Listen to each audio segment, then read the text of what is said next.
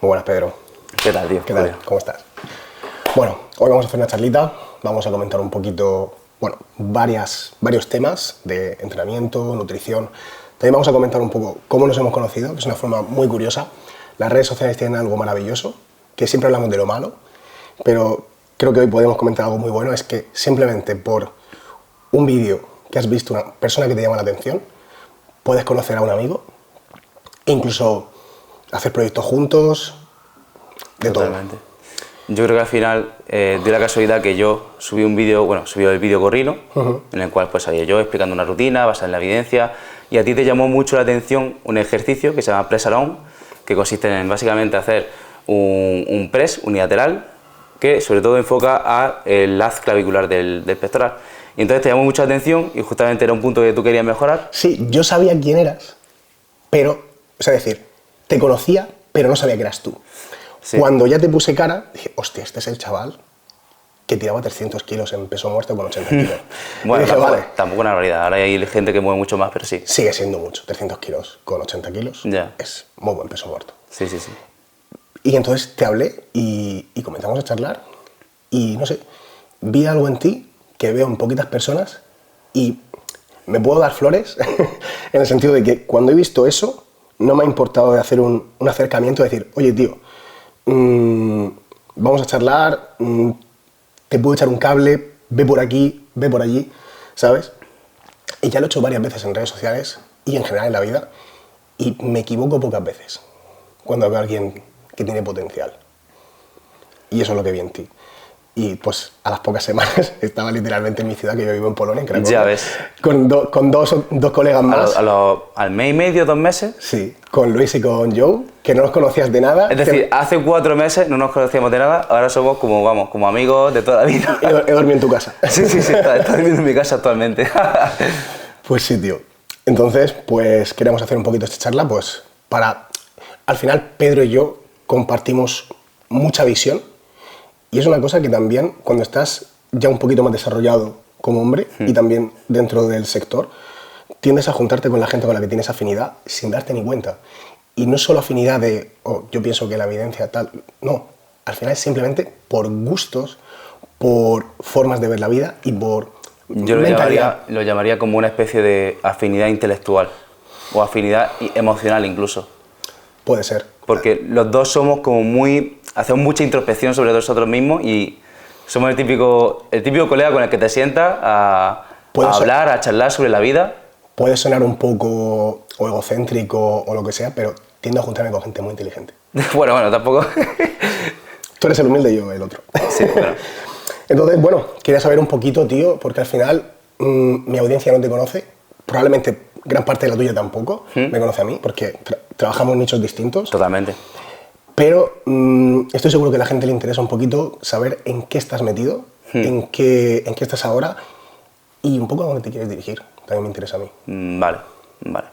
Bueno, pues básicamente yo hace un año dejé el Power, hace 1 año y medio, y me adentré de lleno en el mundo del culturismo. Y yo vi que en el mundo del culturismo faltaba ciencia por todos lados. En el mundo del Power... ¿Culturismo natural o con ayudas? En los dos. Vale. En los dos, tío. En los dos. Vale. Sobre todo en el que tiene ayuda. Porque ahí es como que al ir con ayuda, incluso, va un poquito más, te relajas más. Y en culturismo natural tienes que apurar cada repetición, cada serie, cada entrenamiento, tienes que ir mucho más fino. Y lo que pasa en el Power es que como tienes que hilar tan fino porque lo ves de una manera tan directa en el rendimiento, a diario, o sea, semanalmente y a diario el rendimiento cambia. Entonces, el entrenamiento de hoy puede determinar cómo va a salir tu RM de mañana, tu repetición máxima con una carga, ¿vale? Por ejemplo, en sentadilla, tu fuerza máxima. Entonces, como se ve de manera tan directa, hilamos muy fino con las cargas, programamos muy bien y al final nos comemos mucho la cabeza para optimizar el entrenamiento al máximo. Y eso en el culturismo, por ejemplo, no pasa, porque los cambios se ven más a largo plazo. Porque obviamente la hipertrofia es un proceso de muy largo plazo. Se disipa mucha información. Exacto. Muchísimo. Y ves gente realmente entrenando muy mal toda su vida y haciendo las cosas muy mal, pero a fuerza de años y de química se ponen muy fuertes. Ya. Y esto es así. Le duela a quien le duela. Ya. Hay gente y culturistas profesionales con físicos increíbles que han entrenado siempre muy, muy mal. Muy mal. Y Totalmente. muchas veces lejos del fallo, con poca intensidad, con poca estandarización de la técnica. Pero al final, lo bueno que yo creo que también hay actualmente en las redes sociales, creo que se está generando como una especie de exigencia. Es decir, la gente cada vez quiere hacer las cosas mejor. Uses o no uses. Y al final, la gente que usa pone en riesgo su salud y le interesa hacer las cosas lo mejor posible. Sí. A ver, también porque al final cuando ves que otra persona te está apretando las tuercas, te está quitando clientes porque se está basando en la evidencia y tú no, y su seguimiento es mucho más exhaustivo, monitoriza mucho mejor las cargas, el entrenamiento, todo, y tú no lo haces, Claro. por cojones, a fuerza bruta tienes que apretar. Y luego, ya para terminar, la situación en la que estoy actualmente es que, bueno, yo empecé a divulgar sobre entrenamiento basado en ciencia, empecé a comerme los papers, como vamos, todo el día leyendo papers. Hasta cierto punto, luego me he dado cuenta de que no es tan práctico como parecía al principio, pero bueno, al principio leía muchos papers, hacía resúmenes, incluso tenía un canal de Telegram donde divulgaba sobre ello, hacía pequeños resúmenes, sintetizaba información. Me acuerdo de eso. Y bueno, hasta el punto de que poco a poco empecé a hacer vídeos y me di cuenta de que era mi pasión, divulgar sobre entrenamiento basado en ciencia. Y ahora es como que ya, de últimas, he ido más allá. Y es como que he dicho, vale, Pedro, ¿cuál es tu propósito? Y, tío, cuando encuentras tu propósito es como que haces todo con mucha más ilusión, tío. No, claro. Y verdaderamente yo cuando hago un vídeo, es que me encanta. Es que, vamos, por no decir términos más grotescos, pero de verdad que... Me sorprendió mucho porque no es habitual ver un chico que a lo mejor no tiene 50.000 ni 100.000 seguidores, que a lo mejor tienes, cuando yo te conocí tenías 6, ahora tienes 10, y Casi. pagas filmmaker, pagas un editor que te cobra caro. Te cobra caro. Ya, pero... Es acorde a la calidad también, pero porque tú estás buscando eso, estás buscando la máxima calidad. Y al final, cuando uno la apasiona, no le importa escatimar. ¿Qué va, tío? ¿Qué va? O sea, yo soy una persona muy poco ostentosa, no tengo apenas capricho, lo que gasto es, ya sabes, viajes, en conocerte a ti, conocerte a él. Y al final yo pienso que si invierto en esto, invierto en contenido de calidad, invierto también en que mi mensaje tenga una mejor envoltura, ¿no? Al final tú puedes transmitir muy buen mensaje, pero si no tienes buena calidad de vídeo, no tienes buena calidad de micrófono, pues no es lo mismo. Y al final, si yo quiero hacer las cosas bien desde un principio, pues contaba con ello. Porque, coño, sí, perdón por la palabra. No, coño. Si yo me tiro horas y horas buscando información sobre un tema, luego sintetizo ese tema y luego lo convierto en un guión y voy a grabarlo a un gimnasio que está a 1 hora de mi casa, yo qué sé. Es que al final es mucho curro detrás para luego no pagar un editor o un filmmaker. Y bueno, ya por terminar con la primera pregunta, ¿vale? Básicamente he encontrado mi propósito, que es intentar trasladar la teoría, la ciencia del entrenamiento a la práctica y intentar que la gente aprenda de ciencia sin que sea aburrido, ¿vale? Y que se lleve un consejo práctico que pueda aplicar a su entrenamiento de manera directa, que lo pueda aplicar mañana, sin volverse loco diciendo, vale, pero ¿en qué estudio me baso? ¿Entiendes? Claro. Entonces ese es mi propósito y esa es mi dirección, ese es como mi horizonte. Tú sí, ¿no? Me gusta mucho. Sí. Bueno, gracias a eso te conozco. Totalmente. Es que esa es la cosa. Vale, y vamos a extraerlo un poquito de cómo vemos el panorama fitness actual, porque tú a lo mejor eres un poquito más joven. Yo llevo más tiempo en esto y yo he visto cómo el fitness va cambiando continuamente. Sí. Las redes sociales van cambiando continuamente. Digamos que los temas que se van tratando se abren y se cierran, ¿sabes? Sí, algunos son permanentes. Un poco como un ciclo, ¿no? O sea, Sí, es un ciclo. ahora vuelve el volumen de entrenamiento, sale un estudio, vuelve lo otro, Exacto. El azúcar sí, el azúcar no, proteína alta, proteína baja. huevo sí, huevo no. Exacto. Es una constante, pero las redes sociales van cambiando y lo bueno que yo soy bastante positivo en ese sentido, o sea, me considero una persona positiva, veo que la gente abre la mente, la gente cambia. Totalmente. La gente abre, sí, incluso gente que tú pudieras ¿cómo decirlo? Etiquetarla. No, es que este es old school. Bueno, es old school porque lleva 20 años o 30 años Sí, en pero esto. tú, por ejemplo, has conocido a Juan de Exacto. Y- Me ha sorprendido mucho. y puedes hablar con él de lo que quieras y él Absolutamente. lleva ¿cuántos años entrenando? Y una Toda su vida. humildad que ya me gustaría que muchos de New School la tuviesen. Ojalá. Entonces vamos a comentar un poquito. Hay una cosa que está siempre en boca de casi todos los old school y es algo que a mí no me gusta, pero es que en parte tienen razón. Es los errores de interpretación en estudios y que saquemos conclusiones prácticas. Vale, al final tenemos que entender que hay estudios que tienen mejores estándares de calidad, ¿vale? Se llevan a cabo con mayores estándares de calidad que otros, ¿entiendes? Por ejemplo, no es lo mismo un estudio de doble ciego, ¿vale? Claro. Que es totalmente opaco, por así decirlo, y la gente no sabe a qué se expone, ni siquiera los que realizan el estudio, que un estudio de seguimiento, por ejemplo, o poblacional, ¿entiendes? No es lo mismo. Entonces, no es lo mismo un ensayo clínico con gente, con un grupo experimental, que un seguimiento, un estudio de corte. O un corte, exacto. Exacto. Pero bueno, estas son cosas que la gente no creo que entienda, pero bueno. Es relativamente sencillo. Entonces... O simplemente una muestra más pequeña, una claro, muestra que no sea representativa, 4 personas, 5 personas. Claro, entonces hay una falacia a la que acuden muchos culturistas old school, que es, creo que se llama así, falacia de generalización o generalista, ¿vale? Significa que simplemente porque en un estudio se dé ese hecho, ya se va a dar en todo. Sí. Es decir, es que todos tienen interés, o porque ya están pagados por el suplemento que, o por el grupo de estudio que. Entonces tú, porque se dé de manera puntual en un estudio, no significa que en todo se tenga que dar, ¿entiendes? No es condición. Si te soy sincero, es que la inmensa mayoría de los culturistas no les interesan los estudios, no les interesa ahondar, y en parte es entendible porque no es necesario para su desarrollo en el culturismo. Ya hay otra persona que te lo va a masticar y te lo va a dar hecho. Ya. Además, yo creo que también una cosa importante que hay que dejar clara es que por muchos estudios que tengamos, todos los caminos llevan a Roma. Es decir, mi trabajo como entrenador es que tú vayas de ese punto A a ese punto B lo más rápido posible. Lo más rápido y al menor coste efectivo posible. Es decir, que tú vayas de manera rápida de un punto A a un punto B y con el menor esfuerzo posible, ¿vale? No quiere decir que no entrenes de manera intensa, sino que a lo mejor no hace falta que hagas 50 series. Va bien lo contrario, exacto. Así que luego hablaremos de volumen de entrenamiento. Y bueno, esto se conecta muy bien con la parte de egos en las redes sociales, en la divulgación científica, la gente que comparte contenido, por ejemplo, de biomecánica, sí. Que este es un tema que hemos tocado muchas veces. ¿Qué opinas del contenido actual de biomecánica en las redes sociales? Es como todo, tío. Suéltate. Vale, el contenido de biomecánica, la biomecánica está muy bien, ¿vale? Y al final tenemos que entender que el cuerpo humano tiene una biomecánica y todos tenemos una biomecánica parecida, por mucho que digas que cada persona es un mundo. Precisamente porque cada persona es un mundo, la biomecánica es interesante de aprender, ¿vale? Porque no a todos, por ejemplo, una máquina que tenga, por ejemplo, la típica, por ejemplo, hoy hemos estado haciendo un press convergente.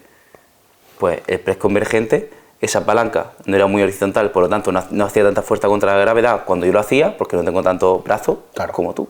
Tiene el brazo más largo y la palanca se horizontalizaba mucho más. Se hacía mucho más duro ese movimiento al final del recorrido para él. Y de hecho, yo estaba cargando más peso que él. Yo, el maldito Nati, estaba cargando más peso que él. Entonces, bueno, al final, si entendemos la biomecánica del cuerpo, si entendemos biomecánica de las máquinas, ¿va a suponer un cambio radical en tu entrenamiento, en tus resultados como culturista? No. ¿Va a suponer un 1%? Sí. Yo, un 5%, desde mi experiencia como una persona que no tiene unos conocimientos tan amplios de entrenamiento, exactamente de entrenamiento, y sí que tengo algo más de experiencia dilatada preparando gente, pero porque siempre he delegado esa parte de entrenamiento, creo que se hace una gran diferencia. Por ejemplo, a la hora de seleccionar ejercicios, de cuáles son ideales y cuáles dejamos atrás.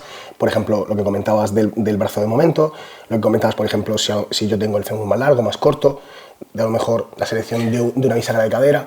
Es decir, creo que sí que tiene importancia, sí, pero que realmente la gente le da como pereza aprenderla.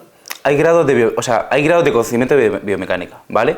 Podemos, por ejemplo, decir, vale, pues vamos a basarnos en que el dorsal hace una extensión del hombro, ¿vale? Es decir, lleva el codo hacia atrás. Lleva el codo hacia atrás pegado al cuerpo y por tanto está haciendo una extensión de hombro, por tanto estás trabajando el dorsal.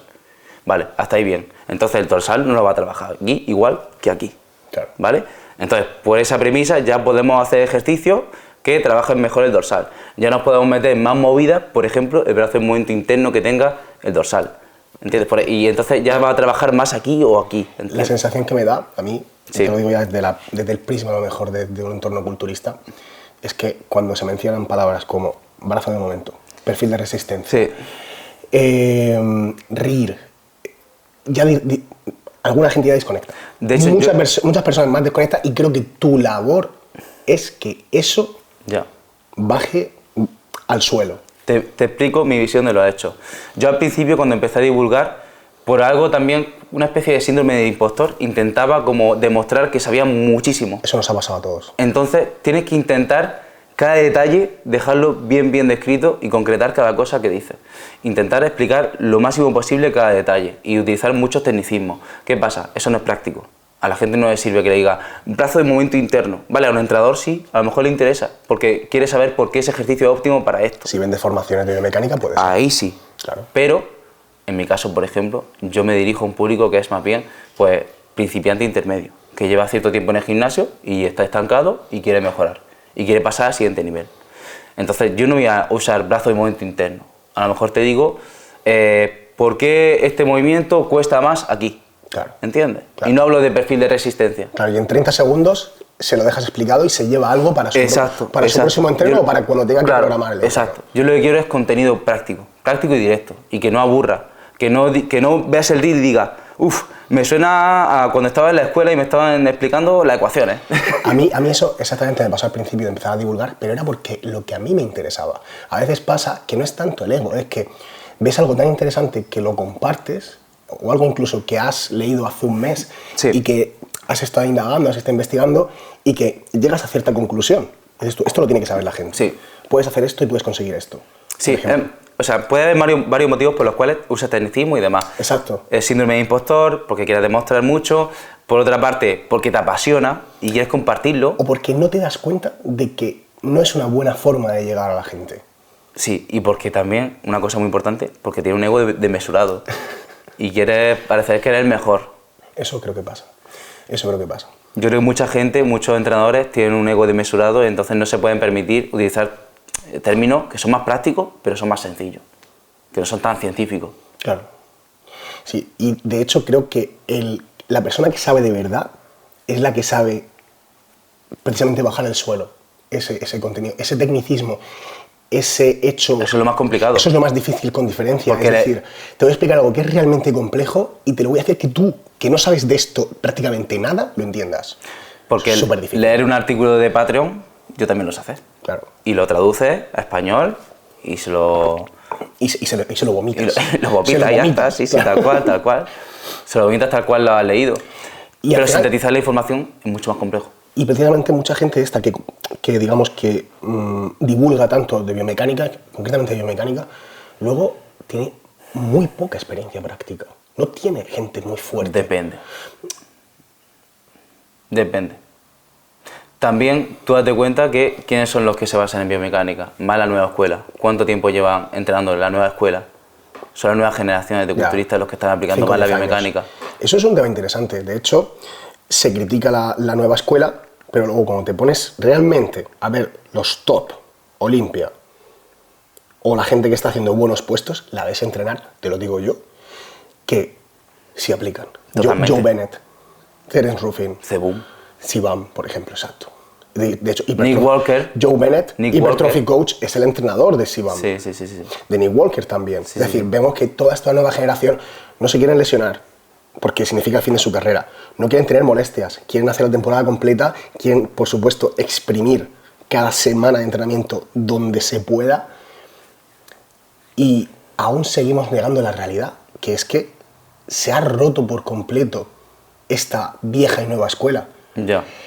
Y de hecho lo dice Sergio Dufort, él ha hecho auténticas pestes de la vieja escuela, precisamente por eso, porque él se ha dado cuenta de que mucho de lo que se hacía hace 15 o 20 años, una gran parte no sirve.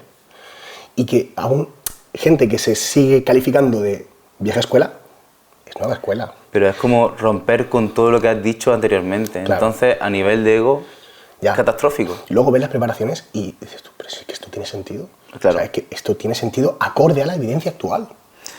Pero es que a nivel, o sea, es romper con tu identidad. Tú has dicho durante mucho tiempo, durante 10, 20 años, que esto servía y que esto se tiene que hacer así. y de repente te has dado cuenta, es que no va a querer. Ya. No va a querer cambiar de opinión. Les duele un poco el ego. Y es muy difícil tener sentido crítico y espíritu crítico y saber decir, vale, ahora me he equivocado, voy a pivotar, voy a cambiar de opinión y voy a decirlo de manera humilde y honesta. Claro. De hecho, a mí me ha pasado. Yo, por ejemplo, una de las líneas de divulgación más grandes que yo tenía eran los SARMs, que eran unas sustancias relativamente novedosas, y con el paso del tiempo, precisamente por la evidencia que iba saliendo, son sustancias que son completamente descartables y que no debes usar. Sí, sí. De hecho, cuando yo te empecé a conocer, era tremendo defensor de los SARMs. Exacto. Y a mucha gente todavía me lo recuerda. Es que tú... Sí. Y luego te ponen los ojos amarillos. Sí, ¿verdad? No, hombre. Que yo sepa, no. Pero yo sí supe hacer ese gesto de autocrítica que mucha gente no hace. Que mucha gente no hace. Gente que te defendía 4 gramos de proteína por kilo de peso. 4 gramos de proteína por kilo de peso.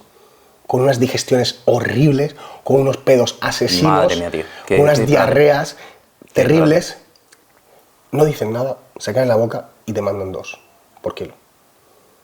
Se han dado cuenta, está bien, se valora, pero luego no sigas con el ego inflado de que, ¿sabes?, que tienes la verdad absoluta.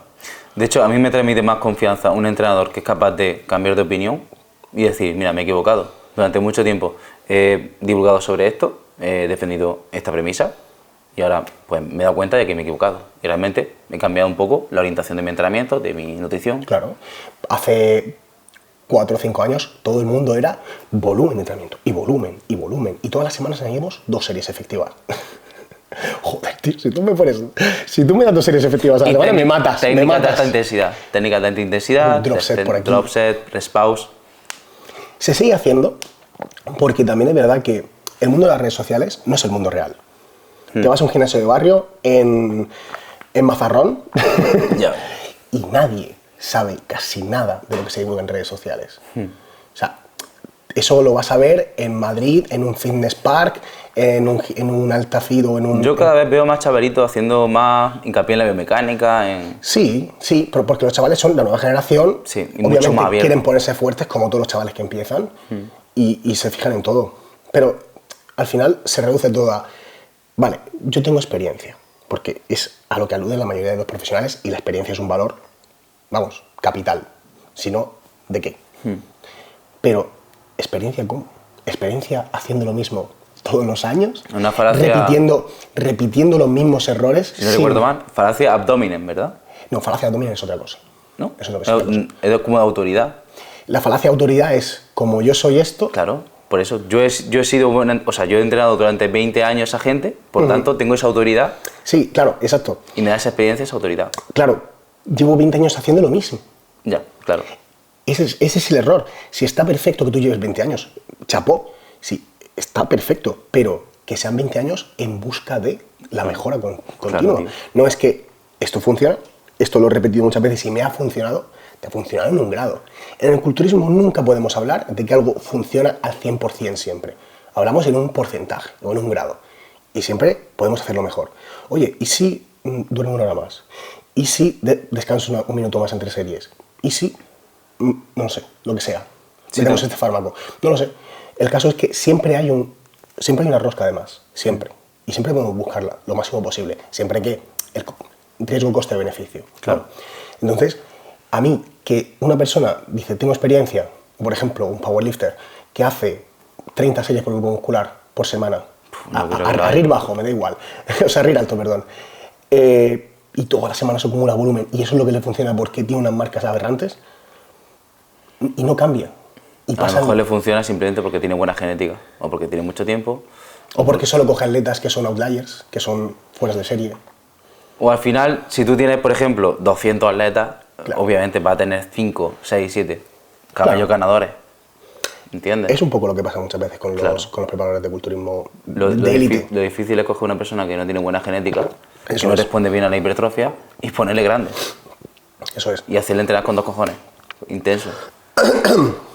Y ya que estamos aquí, ya estamos metidos en el tema del entrenamiento dentro del culturismo, ¿cómo debería entrenar un culturista natural y no natural? A ver, yo pienso de una manera muy parecida, pero sí que es verdad que en los no naturales puede haber una mejoría de la recuperación. Vale, ¿cómo debería entrenar un culturista natural? Pues tío, para mí, controlando las variables del entrenamiento, Vale. controlando el volumen de series que puedo hacer, vale, y haciendo una buena gestión de la fatiga. Esta es la pregunta de oro. ¿Cuántas series por grupo muscular por semana? Es que depende de cada persona, tío. Depende. Tío, imagínate, ¿vale? Tú puedes decir, no, pero es que un avanzado, supuestamente, como ha generado adaptaciones a la fatiga, puede acumular más volumen de series.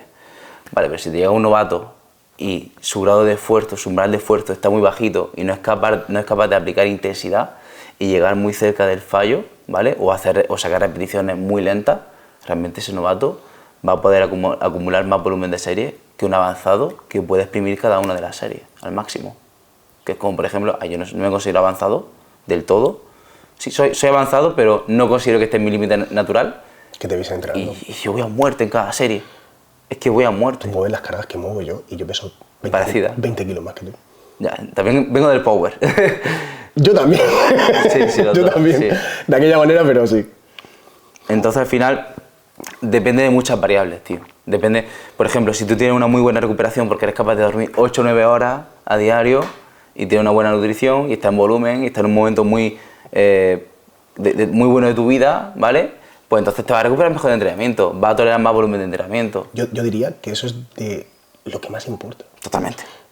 Es que con la experiencia práctica, con muchos atletas, tanto Mateo como yo nos hemos fijado mucho en que el atleta que más volumen soporta es decir, siempre es interindividual, es decir, el mismo individuo, pero lo tengo, por ejemplo, final de déficit calórico, jodido que te cagas, e incluso con química, y en el punto 2 lo tengo sin química o en fase de descanso, pero lo tengo en volumen, ya muchas semanas, con 1500 calorías más de carbos, prácticamente todo de carbos. Incluso sin química aguanta muchísimo mejor, se recupera muchísimo mejor, las cargas suben, es decir, mueve más cargas sin química que con química, pero el factor diferencial son los carbohidratos. Puede ser. Y el descanso. Puede ser. Porque con los carbohidratos también descansa mejor. Sí, puede ser totalmente. Cuando realmente casi que el centro del rendimiento, de todos los deportes de rendimiento son los carbohidratos. ¿Es tal cual? Puede ser. Yo es que en ese aspecto de nutrición no estoy tan especializado como tú, pero sí es verdad que yo, en cuanto a la pregunta se refiere, pues sí es verdad que yo recomendaría que cada persona buscase su número de series efectivo. Es decir, por ejemplo, yo cuando comienzo a trabajar con un atleta, lo primero que hago es, le pregunto qué has estado haciendo anteriormente, qué rutina estaba haciendo, cuántos volumen manejas y voy a ver cómo estaba entrenando. Si estás entrenando de manera intensa o si realmente ese volumen le estás haciendo un poco volumen basura. Lo pides a partir de vídeos, ¿no? Sí, o vídeo o que me comente cómo está entrenando él, ¿vale? También uno se da cuenta de qué tipo de persona es, ¿vale? Entonces, a raíz de ver cómo entrenaba antes y a raíz de ver sus creencias un poco también, pues comienza a hacer el bloque. Por ejemplo, a mí se me da la situación de que yo normalmente trabajo con volumen de entrenamiento lo mínimo posible, sinceramente. Depende del caso, obviamente, pero siempre que puedo intento poner lo mínimo posible, porque al final me he dado cuenta de que la gente no valora cada serie como se debe. La gente no entrena intenso. Entonces yo prefiero trabajar por escasez de series que por abundancia, porque al final va a valorar cada una de esas series. Y por tanto, si tú valoras esa serie, va a darle más importancia, va a entrenar más intenso, va a ir más mentalizado, claro. Y entonces tú vas a ir de ese punto a ese punto B mucho más rápido. Tu intención es mucho mayor cuando tienes menos número de series porque das más importancia. Y cuando tu intención es mucho mayor, mejora el impulso nervioso. Y eso va a hacer que generen más hipertrofia, generen mayor estímulo. Yo lo he notado muchísimo, la verdad. De hecho, bueno, desde el viaje de Cracovia, mi concepto de entrenar intenso cambió, si os soy sincero. Yo ya estaba trabajando con menos volumen de entrenamiento desde hace tiempo, desde hace un año y medio, algo más quizás, sobre todo a raíz de conocer a Mateo. Comencé a trabajar con menos volumen de entrenamiento, pero no exprimía la intensidad de ese modo. Es decir, por ejemplo, el hecho de tener una hack, una sentadilla hack solo, una top set y una back off, son las series. Es decir, es como se reduce todo a esas 2 series. El resto de ejercicios, por supuesto que también, pero esas son donde vas a centrar toda tu energía y toda tu concentración. Totalmente. Porque son como la representación del progreso. Totalmente. Tengo que rascar repes, tengo que meter más kilos y tengo que meter...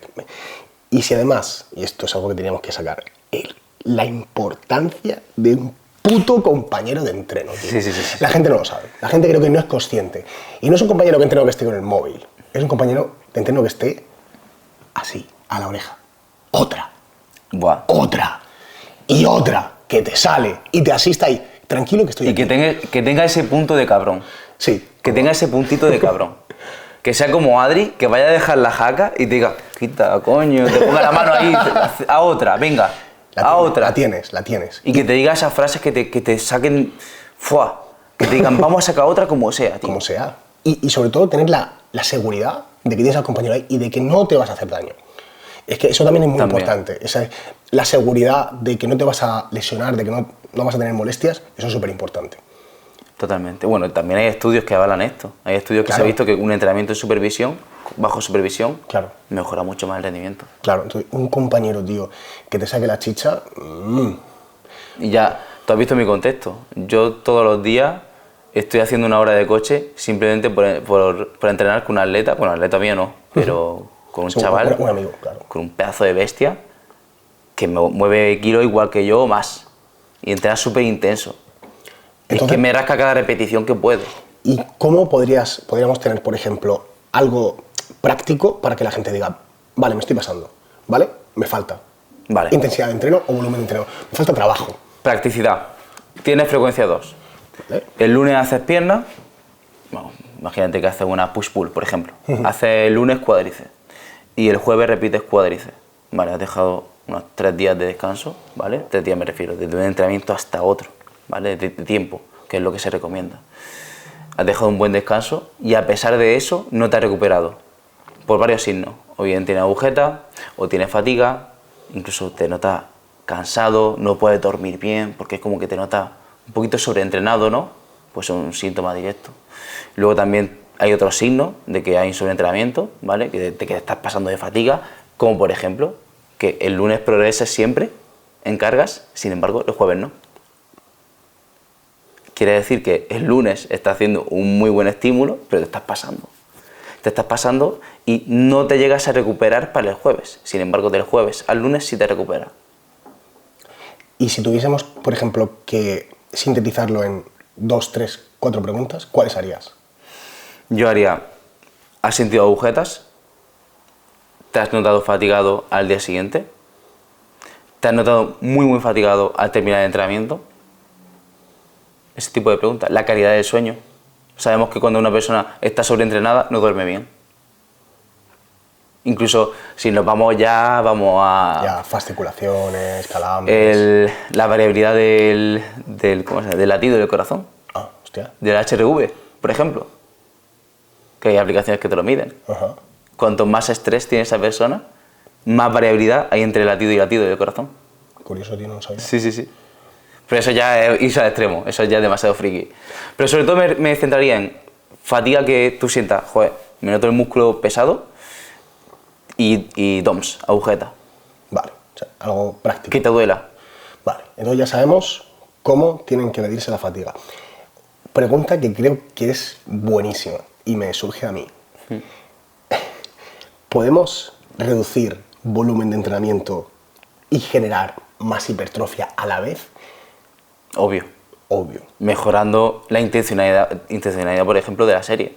Es decir, si tú haces 5 series de prensa, pero esas 5 series son una basura, porque te da un paseo por la prensa, eso es un calentamiento. Y si lo cambias por 2 series, pero que vas a muerte, simplemente por una cosa que yo siempre defiendo, que es el principio de escasez, ¿vale?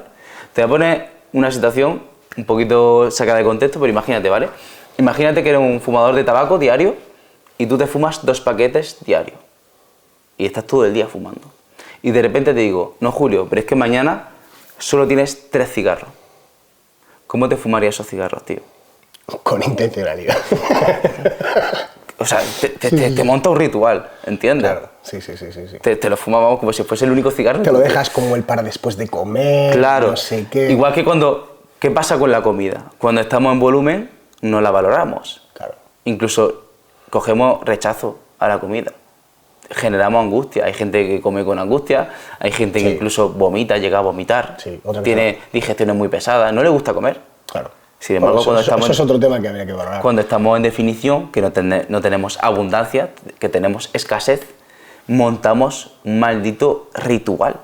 Y de hecho... montamos una fiesta, yo monto una fiesta para comer. Y de hecho te digo más, el propio cerebro hace que la comida te sepa mejor en definición. Te sabe mucho mejor. Comer la comida del perro, chaval. Son mucho más intensos. Cuidado con la comida del perro, la proteína que tiene. Pero mi pregunta va un poquito más allá. Y entonces, si de estas 5 series, compadreando, de prensa, hacemos 2, y esas 2 son muy, muy buenas, vamos a conseguir no solo más hipertrofia, o sea, según tu premisa, no solo más hipertrofia, sino que además vamos a reducir la fatiga y que además hay una cosa que funciona en prácticamente casi todos los sistemas del organismo, que es el principio o la ley de beneficios decrecientes.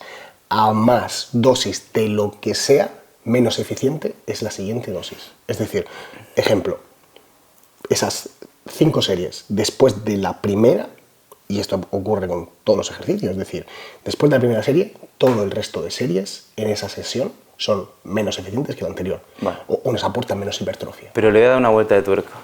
Si hablamos de que la primera serie es la más importante, tú imagínate que la primera serie la haces... efectiva. La haces con menos intención, con menos intencionalidad, la haces la intensa. Y tú de repente la tercera serie te calienta y le das más intensidad. La tercera va a ser más efectiva que la primera. Vale. Es decir, yo también lo que abogo es que al final no todo el mundo quiere entrenar con mucha intensidad, no quiere entrenar cerca del fallo, ¿vale? Entonces, si una persona quiere entrenar un poquito menos cerca del fallo, o simplemente entrena, o no entrena tan focus, ¿vale? O a lo mejor esa persona puede tolerar más volumen de entrenamiento. Lo que pasa es que va a tener que acumular muchas series. Claro. Y al final, también te digo, volvemos a lo mismo. Si tú le das más intencionalidad, va a mejorar el impulso nervioso. Por lo tanto, mejora la hipertrofia. Y esto también le da mucho sentido a algo que se repite, de hecho, en el mundo del culturismo, que es que hay 2 vertientes, la vertiente del volumen y la vertiente de la intensidad, y que ambas funcionan, porque este culturista, por ejemplo, venía haciendo 5 series por ejercicio y estaba fortísimo, y este otro hacía 1 o 2 y está fortísimo. Y es que al final todo se resume a cantidad de trabajo total. Exacto. Yo iría más allá aún. Hay una cosa que se llama el modelo de repetición efectiva. Entonces, si tú, por ejemplo, vas a RIR 0, has acumulado las 5 últimas repeticiones de una serie que son las efectivas, que supuestamente esta teoría son las más efectivas, no son efectivas, sino que son las más efectivas. ¿Y esto se podría digamos, combinar o darle un sentido con el Stress Index o índice de hipertrofia? Es básicamente un Stress Index. Es como un Stress Index. Entonces, tú a lo mejor en 2 series acumulas 10 repeticiones efectivas si vas a un RIR 0, es decir, va al máximo, no te deja ni una repetición en recámara. Sin embargo, si haces 2 series a RIR 1, ya te estás dejando una repetición en recámara, por tanto, estás haciendo 4 repeticiones efectivas. Es decir, por un lado, con un RIR 0 haríamos 10 repeticiones efectivas y por otro lado, con un RIR 1 haríamos 8 repeticiones efectivas. ¿Lo entiendes? Sí, sí. Entonces, una buena manera de cuantificar el volumen, en vez de cuantificar el número de series, sería cuantificar el número de repeticiones efectivas. Qué bueno. Es como el Stress Index. Nunca lo había pensado. Es como el Stress Index, pero en repetición efectiva. Y otro tema que no lo pensaba sacar, pero creo que es muy interesante. Básicos sí, básicos no. La pregunta es ¿por qué? Vale. ¿Por qué? ¿Para qué y para quién? Vale. ¿En qué contexto, tío? Depende de 1000 cosas. Ponme un ejemplo. Mi ejemplo. Llevo 7 años haciendo básico. Yo lo que necesitaba es salir de ahí. Ya. Yo lo que necesitaba era una multipower. Ya. Y también te digo, cuanto más avanzado eres, más tienes que tirar de ejercicios que son un poquito más, que van un poco más allá, que te aportan más estabilidad. Claro. ¿Vale? Pero sí es verdad que al final, con los básicos, aparte de que tiene ese punto motivacional, ¿vale? Porque progresas mucho mejor. Opino igual. ¿Vale? Sí que creo que hay que seleccionar bien qué básico. Porque mi caso, yo por ejemplo meter en un día de femoral, por ejemplo, meter un peso muerto convencional no me renta. Me va a lastrar muchísimo. no Aparte porque meto muchos kilos y yo no sé ni cuánto peso muerto puedo tener. Pero la pregunta es, ¿te motiva? Tío, si te motiva, a lo mejor te motiva un peso muerto convencional más que un curl femoral tumbado. Oye, que sé, que no trabajo en el mismo músculo, pero a lo que me refiero, lo que iba a decirte también, ¿qué son los básicos? Porque para un culturista, es que hace poco hablaba Luis Gonzalo de esto, y Herrero. Exacto. Para un culturista, un curl femoral sentado debería ser un básico. Es un básico, exacto. Un curl de bíceps es un básico. Exacto. Y para mí, por ejemplo, mi sentadilla hack no me la quita nadie, tío. Claro. Para mí es mi básico. Y mi peso muerto rumano es mi básico. ¿Entiendes? Porque me aporta muchísimo. Y me gusta y me motiva. Claro, se le ha dado como un poco... Se han endiosado un poquito los ejercicios, no básicos, sino multiarticulares de competición o que se parecen a los de competición. Sí, pero porque siempre se ha romantizado, ¿no? Se han romantizado. Porque siempre hemos visto la old school, Arnold, Ronnie, cómo entrenaban con muchas cargas en sentadilla, la típica serie de repeticiones en 4 de sentadilla de Ronnie, tío. Claro. Y luego tenemos el contrario, un Dorian Yates que no hacía sentadilla jamás, que no hacía peso muerto. Totalmente. Que lo trabajaba todo, o prácticamente todo, con máquinas y con una intensidad terrible, mucho más allá del fallo. Y de hecho, él fue el que llevó el heavy duty, este entrenamiento de súper alta intensidad a súper poco volumen. Él hacía, no sé si lo sabes, tiraba como 30 minutos, 45 minutos meditando antes de sus entrenos. Claro. Una locura. Y dices tú, qué tontería, y probablemente no lo sea. Y siempre con el mismo compañero de entrenamiento, ese que le gritaba como un enfermo mental. ¿Sabes? Totalmente. Y series y repeticiones forzadas, que eso lo hemos hecho nosotros y sabemos lo que es eso. Es decir, yo ahí ya...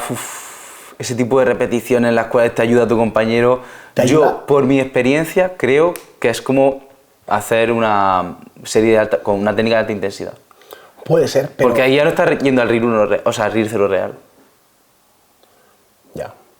Bueno, pero en ese caso... Depende del contexto, ¿lo haría o no? Pero en ese caso, en cualquier caso, te ayuda en el tramo del ejercicio que tú no puedes seguir, pero hay otro tramo que sí que puedes seguir. Vale, sí. Hay una parte del ROM que sí que puedes seguir apretando. Pero, por suerte, ahora tenemos otros medios para facilitar ese tramo, por ejemplo, la goma. Claro. Y si, por ejemplo... La gomita. Tan criticada la gomita. Tan criticada la gomita, tío. Tan criticada la gomita. Al final hay que pensar los porqués. ¿Por qué gomita sí, gomita no? Para cada pelo. Te explico. Por ejemplo, si sabemos que el cuádriceps es más... se estimula mucho mejor con un perfil que sea ascendente, es decir, conforme llegas a la parte alta del movimiento, conforme estás extendiendo tu pierna, pesa más el peso. Claro. Y sabemos que ese perfil es mucho más estimulante porque combina con la fuerza del cuádriceps, pues entonces tenemos que buscar ese perfil. ¿Qué pasa en una jaca, por ejemplo, o una sentadilla? Cuando estamos aquí se produce una desventaja mecánica, ¿vale? Que va a hacer que llegamos a nuestro sticking point un poquito más arriba. Entonces, aquí sí vamos a trabajar esta parte al 100%, pero esta se va a quedar sin trabajar. Es decir, la parte más alta se va a quedar sin trabajo. Claro. ¿Entiendes? Porque estás fallando en tu parte limitante. Es decir, en el momento más débil de tu fuerza, tienes más limitación. Y también depende un poco del diseño de la máquina, porque hay máquinas que están especialmente diseñadas para que el perfil de resistencia sea distinto. Claro, una pendulum. Claro, eso es. Por ejemplo, una pendulum. Que es totalmente constante todo el rato. Es ascendente. Entonces, abajo te cuesta mucho menos que arriba. Y arriba eres más fuerte que abajo. Sí, claro. Por lo tanto, tu punto débil no te limita. ¿Entiendes? Sí. Si tú abajo eres menos fuerte que arriba y el peso aprieta más arriba que abajo, es que va a poder sacar repeticiones infinitas, mucho más lentas, sí. mucho más productivas. A mí me encanta la péndulo. A mí me flipa. ¿Y no crees quizás, por ejemplo, el tema de las... Vamos a abrir un poquito el melón, de las técnicas de alta intensidad? Quiero saber cuáles son tus favoritas, por qué y cuáles son para ti desechables. Vamos a comenzar con las desechables y por qué. Dirías tú las nunca, las maybe, vale, y las always. Voy a poner en contexto un poquito también, ¿vale? Sí, ¿y qué es una serie de, una es técnica de técnica de intensidad, pues una técnica que nos permite ir supuestamente más allá del fallo, ¿no? O nos permite seguir haciendo una serie de una manera u otra, pero habiendo fallado o llegado a RIR 0 o RIR 1 previamente. Y el objetivo de la técnica de alta intensidad es conseguir más hipertrofia. Supuestamente, entiendo. Sí, pero al final nos hemos dado cuenta que conforme vamos acumulando más repeticiones, acumulamos más fatiga. Y esa fatiga no se traduce en una hipertrofia directa, en un estímulo directo, ¿vale? Porque esa fatiga, de hecho, lo que hace es, bueno, sí, puede seguir aplicando tensión mecánica, ¿vale? Pero produce mucho estrés metabólico. Incluso ese estrés metabólico, esa fatiga, puede ser perjudicial. Vale. Porque produce un entorno muy inflamatorio y produce mucho daño muscular. Claro. Y tú piénsalo, si producimos mucho daño muscular y producimos, es decir, por ejemplo, produce este estímulo y tú tienes una síntesis proteica, tu proteína va por una parte a la recuperación de ese daño muscular y por otra parte a la creación de nueva masa muscular proveniente de ese estímulo. ¿Qué pasa? Que si tú produces mucho daño muscular, el 90% de esa síntesis proteica va a ir a la recuperación del músculo y no tanto al crecimiento muscular. Es mucho más probable que un usuario de farmacología, esto no es algo que se sabe al 100%, no podemos saberlo a día de hoy, pero es mucho más probable que un usuario de farmacología, y más aún con dosis altas, y más aún con sustancias como la insulina, por ejemplo, que aumenta la cantidad de glucógeno muscular y que también disipa, digamos, los efectos de la fatiga, probablemente sea más capaz de aprovechar estas técnicas de alta intensidad según cuáles y cómo. Sí, pero también tiene su lado contraproducente. Es que esto siempre tiene su cara A y su cara B. Todo. Su cara B.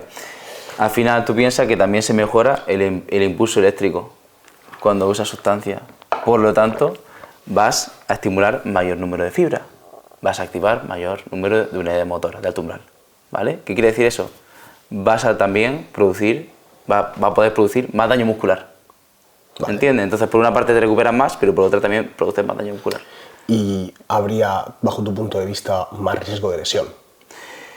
A ver, eso es otro tema aparte. Y es que al final, cuando tú utilizas esteroides, pues sabemos que se producen adaptaciones musculares muy rápidas, pero porque el músculo tiene mucha circulación y mayor riesgo sanguíneo que el tendón. Pero el tendón no tiene tanto riesgo sanguíneo. Produce adaptaciones más a largo plazo. Entonces tú de una semana a otra puedes ganar mucha fuerza, tu músculo puede sufrir adaptaciones muy rápidas, sin embargo el tendón no. Y todo lo que es estructuras más pasivas o tejido más pasivo, pues no sufre ese tipo de adaptaciones tan rápidas. Claro. ¿Qué pasa? Que tu músculo se adapta a esa carga que está moviendo, pero tu tendón no. Ya. Y esa carga está produciendo muchos más newton, bueno, mucha más fuerza, ¿vale? Y están tensando mucho más el tendón, ¿vale? Entonces, claro, aumenta el riesgo de lesión. Es muy común que, por ejemplo, ya te lo digo que es lo que suele pasar, chico comienza ciclo, chico mete 20 kilos en banca, sobre todo cuando es un usuario que hace postciclos, porque bueno, esto se divide por o ciclo postciclo, o ciclo postciclo descanso completo, sin ningún tipo de fármaco, o protocolos continuos, de voy con dosis mínima o con dosis baja y periodos con dosis más altas. Cuanto mayor es, digamos, el cambio fisiológico, mayores son estos cambios de adaptaciones de fuerza y muchas veces pues paso de cero, de estar completamente, por ejemplo, natural más de 6 meses, a hacer un ciclo de 1,5 gramos, ¡pumba! ¿Qué pasa? La fuerza es de lo que más se nota en este tipo de ciclos de 0 a 100 y pues muchas veces pasa eso, que segunda, tercera, cuarta semana, lesión. Claro. O molestias, precisamente porque no se gestiona bien la carga. Sí, es que tenemos que diferenciar entre carga interna y carga externa. Carga interna sería, por ejemplo, el esfuerzo, ¿vale? La cercanía al fallo, RIR 0, por ejemplo, ¿vale? Y el volumen de entrenamiento combinado. Y carga externa sería los kilos que estamos moviendo. ¿Qué pasa? Que la realidad es que tú, por mucho que mejores tu RM, mejores la fuerza que aplicas y puedas mover más kilos, al mismo RPE o mismo RIR, ¿vale? Misma cercanía al fallo, te estás moviendo más kilos. Y ese incremento de kilos, claro, supone mayor carga a nivel tendinoso. Claro.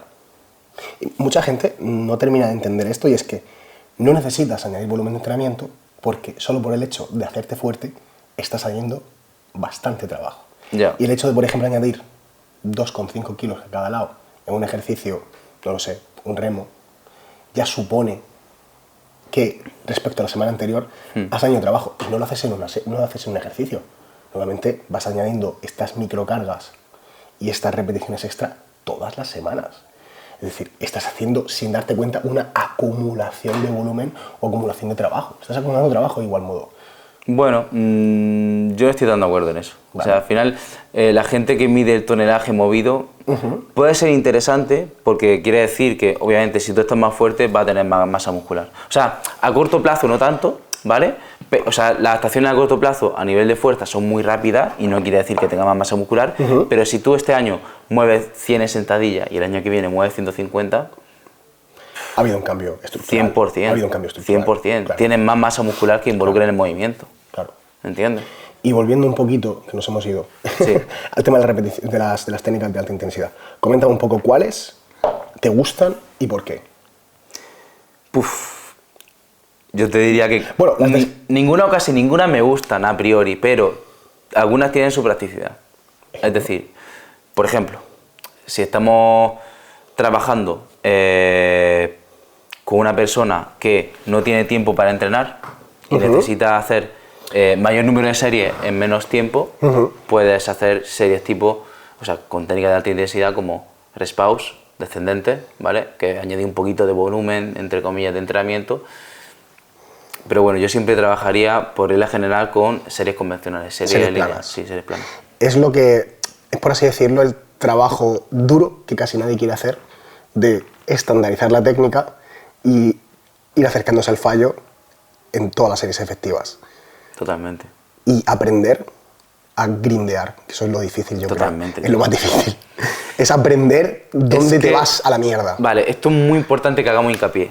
Tú en las últimas repeticiones vas a estar muy incómodo, pero claro, muy incómodo. Conforme aumenta la fatiga, aumenta tu percepción del esfuerzo. Claro. Y estás muy cerca de tu umbral del esfuerzo. Entonces tienes que saber un poco volverte loco. Claro. Y decir, no, tienes que luchar, Pedro. Tienes que sacar esta repetición lo más rápido posible. Porque hay gente que las últimas repeticiones las saca lentas, pero porque le da pereza, tío. Claro. Y a veces, muchas veces, incluso lo que es la conexión mente-músculo, ese sentir el músculo, se pierde. Yo ahí discrepo, tío. ¿Sí? No defiendo la conexión. A lo mejor no tienes que centrarte, vale, en hacer el tempo que tenías que hacer, pero simplemente centrarte en mover la carga. Exacto. ¿Sabéis? O sea, para mí es mucho más interesante pensar en voy a mover la carga lo más rápido posible, o sea, si este es mi rango de movimiento, punto A, punto B, quiero ir desde el inicio hasta el final lo más rápido posible, siempre y cuando mantengamos cierta técnica estandarizada. Es decir, siempre y cuando estemos haciendo una técnica que sea segura y a nivel biomecánico tenga sentido para ese músculo, yo movería la carga lo más rápido posible de un punto A a un punto B. Obviamente, si estamos haciendo una elevación lateral en polea, ¿vale? No vamos a moverlo así, ¿vale? Súper rápido, ¿vale? Vas a concentrarte en hacer bien el movimiento. Intencionalidad y no agresividad. Sí. O sea, a ver, es que... Cierta agresividad. Es que la agresividad también es intencionalidad, tío. Pero que tú estés pensando en, ¡buah, qué bien siento! No lento, sino con control. Es que, tío, tú, por ejemplo, ¿a ti no te ha pasado que, por ejemplo, sientes un músculo, pero realmente no es el músculo que estás trabajando? Sí. Hay veces que sí que pasa. Sí. Por ejemplo, hay gente que siente el femoral cuando hace una sentadilla y cosas así. Pero realmente, si nos vamos a la biomecánica, ese femoral no está trabajando apenas una sentadilla. Ya. Entonces, nosotros vamos a los fundamentos, ¿vale? ¿Tú puedes sentir el bíceps haciendo press de banca? Sí. ¿Qué estímulo se está llevando el bíceps? Es un antagonista, es estabilizador, ya está. Ya está, tío. Entonces, realmente, tú puedes sentir un músculo y no estar... Incluso lo puedes contraer, pero a lo mejor no estás recibiendo estímulo. Por ejemplo, cuando tú haces un press de banca con mancuerna, un press con mancuerna de toda la vida, hay momentos que aquí puedes contraerlo y puedes sentirlo. Pero aquí, ¿qué tipo de fuerza está ejerciendo aquí? Ya, nada. ¿Aquí qué está haciendo? Nada. Porque la fuerza de gravedad va en vertical, va hacia arriba, Aquí en este tramo de recorrido va a tener mayor dificultad, sin embargo aquí apenas.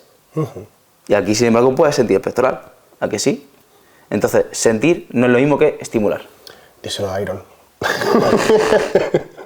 Le cuesta. No tengo nada contra él, pero es que siempre va lo mismo. Y bueno, también por ya sacar un tema aparte, rápidamente. Por ejemplo, hay gente que dice, vale, pero es que yo termino con el bíceps reventado.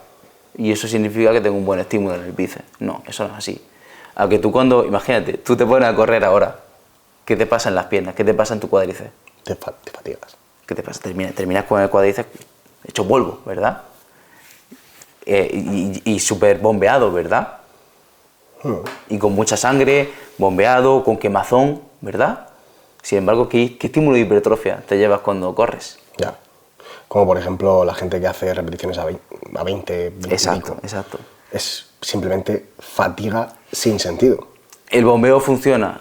A ver, está acumulando tensión mecánica, sí, pero no es lo mejor. Yo quiero optimizar el entrenamiento. El bombeo funciona para bombear. Para hacerte las fotos. Exacto. Para hacerte las fotos. Exacto, pero para dar un estímulo productivo, no. De hecho, muchas veces hay gente que se extraña, porque cuando cambia un poco la metodología de entrenamiento de hacer mucho volumen, muchas repeticiones, a hacer menos volumen de entrenamiento, menos repeticiones, acumulan menos estrés metabólico, acumulan menos fatiga, menos residuos en tu músculo, menos sangre. Entonces tampoco tienes esa inflamación, esa congestión que tenías antes, ¿entiendes? Ese bombeo no lo tienes.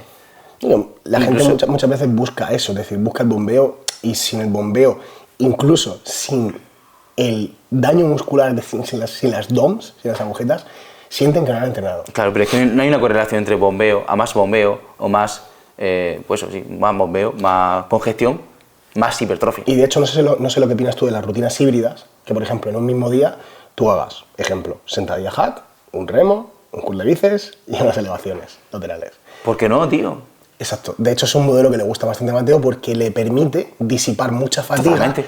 Y al final de la semana conseguir no solo acumular muchas repeticiones efectivas, o digamos así, series efectivas y volumen de entrenamiento, sino que también conseguir darle mucha frecuencia a ciertos grupos musculares. Bueno, dependiendo yo daría frecuencia 3 como máximo, la verdad. Sí, hablamos de eso. Yo me movería entre frecuencia 2 y frecuencia 3. Sí. Y para casos en concreto que a lo mejor requieren de más recuperación, frecuencia 1. Sí, si no te digo que no, sí. Al final es adaptarlo, ¿no? Es decir, sí. Pero que este modelo rompe un poco con el patrón ese de que no vas a salir bombeado con 2 efectivas de haka, ¿sabes? Pero has trabajado las piernas y que la vas a trabajar mañana y pasado. Y quería matizar una cosa. Frecuencia 1, cuando he dicho que requieren de más recuperación, no me refiero a nivel muscular, sino por ejemplo una persona que está lesionada. Claro. Por ejemplo, en el caso del power, hay gente que mete frecuencia 0,5. Es decir, una semana sí y una semana no. Y yo conozco gente, bueno, no voy a decir esa gente, pero gente que hacía peso muerto una semana y hacía otra, o sea, había semanas que hacía peso muerto y otras que no, ¿vale? Sí. Y en mi caso, en concreto, yo hacía peso muerto frecuencia 1 y conseguí levantar 300 kilos haciendo frecuencia 1. Sorprende, ¿eh? Cuando la vertiente como más hegemónica del power... En mi prime de peso muerto, yo hacía frecuencia 1. Hostia, qué fuerte, tío. Es curioso porque me acuerdo que me lo dijiste y me hizo mucha gracia. Yo tiré los 300 y me retiré del power. Fue así tal cual, tío. Hijo de puta. Vale, vamos a abrir un poquito el tema de nutrición. Aquí ya te toca a ti un poco, vamos a invertir roles. Vale. Me pongo cómodo. Oh. Vale. ¿Cómo debe comer alguien que se quiere poner fuerte, pero no quiere ser culturista? A ver, eso es como decir, ¿cómo tiene que estudiar alguien sin querer sacarse una carrera?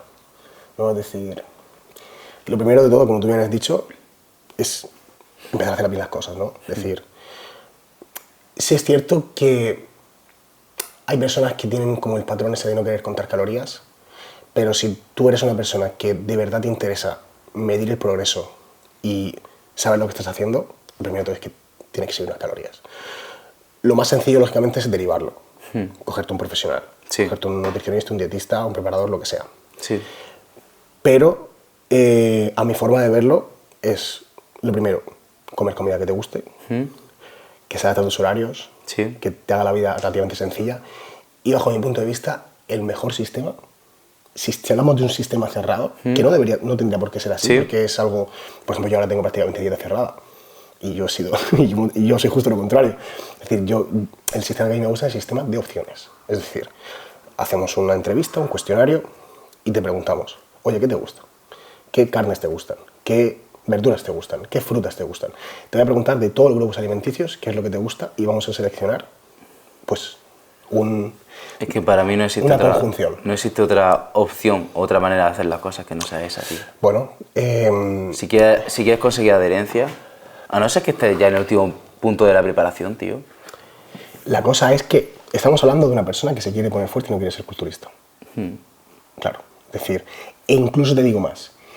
Si coges a un culturista, exacto, y lo haces comer así, consigues, bajo mi experiencia, y conforme va avanzando el culturismo, cuando el culturismo avanza, es cada vez más new school. Nunca va a volver atrás, nunca va a volver a hacer puestas a punto con agua destilada, ni va a hacer descargas de perder 5 kilos, no va a hacer carbohidratos, no tiene sentido. Cada vez las puestas a punto son con más cargas, con más calorías, con más carbohidratos, y los culturistas cada vez comen mejor, comen más rico. No significa hacer la dieta a base de Chocapic, por mucho que a mí me gusten y por mucho que yo consiga mucha adherencia con los clientes gracias a eso, porque la sensación que tienen es que no están haciendo dieta. Exacto. Esa es la sensación, y eso es lo que en parte tienes que buscar en una persona así. En una persona que se quiere poner fuerte, se tiene que centrar en el entrenamiento. Y la dieta debe ser comer. Y al final, ¿no crees que con esa adherencia también consigues que con un culturista tú tienes un proyecto de largo plazo? Exacto. De años. Sí. ¿Qué va a tener? A un culturista arroz y pollo y brócoli. ¿Sabes qué pasa? Que 5 años. La gente, igual que con lo del pump y con lo de las DOMs, la gente quiere sentir como un poco de dolor, de que le cuesta. Y cuando tu dieta es tan sencilla, para un culturista que viene a hacer arroz y pollo, a algunos les cuesta. Es decir, como que lo ven muy sencillo. A ver, si el atleta es sadomasoquista y te lo pide, y dice, tío, quiero que me jodas la vida, ponme lo más duro que tenga. Los hay más de los que tú imaginas, más de los que tú imaginas. Y tienen como un poco como efecto placebo, o más bien efecto nocebo, de que si como más limpio, más aburrido, más feo, me aprieto más rápido. Totalmente. Cuando... Es decir... A efectos prácticos no es así. A efectos prácticos no es así, y yo saco a los atletas comiendo absolutamente de todo. Obviamente selecciono muy bien el qué. Y lógicamente, conforme avanza la competición, vamos recortando opciones. Al final te quedas con 2, con 3 y a veces con una.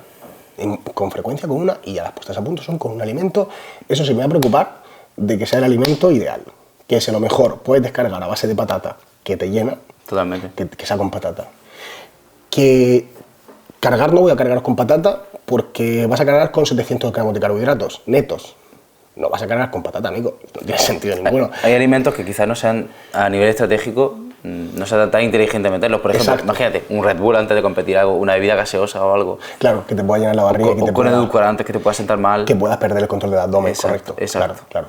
En ese sentido, como te digo, si hablamos de una persona que quiere ponerse fuerte, que quiere progresar, que quiere avanzar y que quiere tener una buena alimentación, en este contexto, la idea es eso. Opciones, cuestionario... Redáctame bien. Hay gente que se lo tengo que apretar. Oye, tío, dime más cosas que te gusten, cojones. Sí, yo también lo hago. Oye, y luego me pregunto, le digo, ¿te gusta esto? Ah, pues sí. ¿Y te gusta eso? Ah, pues sí. En mi caso también trabajo con un dietista y también lo hago. Al final pregunta qué hace en su día a día, cómo hace la dieta. Y, tío, que sea práctico. Que tú, si estás todo el día fuera porque trabajas turno partido o lo que sea, exacto, que te puedas llevar un tentempié o lo que sea. Un bocata de jamón. Un bocata de jamón, claro que sí. No tiene por qué ser un plato de patata con ternera. Exacto. Y que tengas la opción esa de variar. De lo que más me gusta de este modelo de alimentación, del modelo por opciones, es precisamente eso. Que tengas, incluso dentro de la misma comida, por ejemplo, de la merienda o del almuerzo, que a lo mejor suelen ser estas comidas que se hacen más fuera de casa y tal, que tengas la opción de casa, fuera. Que si tengo tiempo me hago una merluza con patatas al horno de puta madre, pero que también, si tengo prisa, bocata de atún y a correr. O por ejemplo, que parece una tontería, pero también pasa a veces. Imagínate que te quedas sin un alimento, pues tiras de otro. Exacto, esa es otra. No tienes que llenarte el congelador de pollo. Claro, claro. Y una pregunta muy, muy importante para mí, que me parece súper interesante que la respondas tú. ¿Cuál es el top 5 suplementos que recomiendas para una persona de a pie? ¿Quieres seguro terminar con la nutrición? Bueno, si puedes afinar un poquito más. Porque si me meto en suplementación... Bueno, vale, te voy a hacer el top. Venga, repetimos. Repetimos, dímelo. Vale. ¿Cuál sería el top 5 suplementos que recomiendas para una persona de a pie que quiere ponerse fuerte? Vale. Sabemos que la whey protein, no es un suplemento, sino que es un alimento, básicamente suero lácteo, es decir, lo que queda al final cuando hacemos queso, el sobrante, que realmente es, digamos, es el lácteo con más calidad, digamos, proteica. En el caso de que lo contásemos como un suplemento, sí que sería algo útil, porque en general a la gente de a pie le cuesta llegar a sus requerimientos proteicos, entonces sí lo metería ahí. Pero si estamos hablando de suplementación estrictamente, creatina, por supuesto, sabemos que tiene toda la evidencia del mundo y más, sí. y estamos viendo de que muchas veces otros beneficios que encontramos en la creatina no son solo a raíz de masa muscular. ¿Proteína la metes como alimento o como suplemento entonces? Alimento. Vale, entonces creatina como suplemento número 1. Sí, sin duda. ¿El segundo cuál sería? La ashwagandha, sin duda. Ashwagandha. Es un adaptógeno, sí, que nos ayuda a, digamos, soportar cierta cantidad de estrés, ¿vale?, y gestionarlo correctamente, básicamente a nivel orgánico. Sería simplemente como un básico de salud. Luego la cúrcuma, también como antiinflamatorio. ¿Y cafeína no la meterías como suplemento? Salud general, sí. Para una persona que se quiere poner fuerte, por supuesto, la cafeína para sacar el máximo rendimiento del entrenamiento. Ir sin cafeína a entrenar o sin ir con un estimulante bueno a entrenar es como ir a la batalla sin espada. Es decir, vas desnudo. Sobre todo para cuando tiene un cansancio que no se deba a una fatiga generada por el entrenamiento, sino un día que tiene del día a día, mucho trabajo, lo que sea. Sí. Entonces haríamos recuento. Creatina, cafeína, ashwagandha, cúrcuma. Sí. ¿Cuál más? Te diría magnesio. Magnesio. O melatonina. Melatonina. Magnesio o melatonina simplemente por intentar mejorar el sueño. Y lo suelo meter juntos siempre. Es que si te das cuenta, tanto la creatina como la ashwagandha, como la melatonina y el magnesio, todos esos suplementos mejoran la recuperación, mejoran el descanso. Exacto. O, en el caso de la cafeína, mejoramos el entrenamiento. Y al final es coherente con lo que se ha dicho siempre. ¿Cómo te has puesto así de fuerte? ¿Son los ciclos? Bueno, sí, yo me ciclo, pero lo que realmente importa es el entrenamiento y el descanso. Y la nutrición es lo que va a balancear para dónde vas, para arriba o para abajo. Y de hecho, la nutrición muchas veces la gente dice, no, es que tiene que ser nutrición limpia, tal. Hay gente que se pone fuerte, ya sabemos de quién estamos hablando.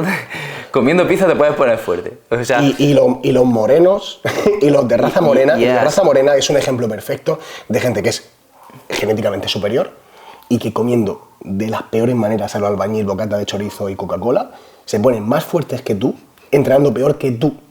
Precisamente porque la nutrición juega un papel simplemente de dirección para arriba o para abajo. Y muchas veces cuando el estímulo es muy superior a lo que venías haciendo, lo que ocurre es una recomposición corporal.